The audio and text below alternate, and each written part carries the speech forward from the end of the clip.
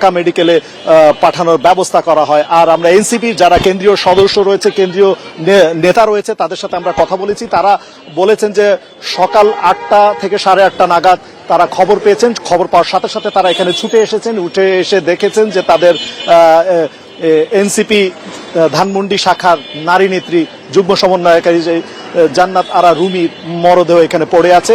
তারা এখানে একটি হৃদয় বেদারক পরিস্থিতির সৃষ্টি হয়েছে এবং তারা যে বিষয়টি বারবার অভিযোগ করে বলছেন যে নারী নেত্রী এনসিপির জান্নাত আরা রুমি কিন্তু সেই 5 আগস্টের পর থেকেই এক ধরনের হুমকির মুখে ছিলেন।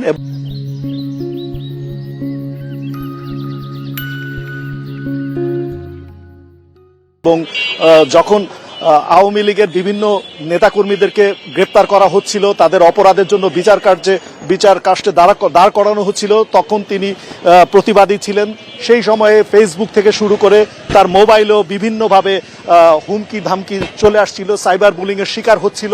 এবং সবচেয়ে আশ্চর্যজনক বিষয়, গত 15ই আগস্ট কিংবা গত 1 মাস আগেও তার মোবাইলে লাগাতারভাবে হুমকি ধামকি, এমনকি দেশের বাইরে থেকেও হুমকির অভিযোগ করেছেন এনসিপি নেতারা।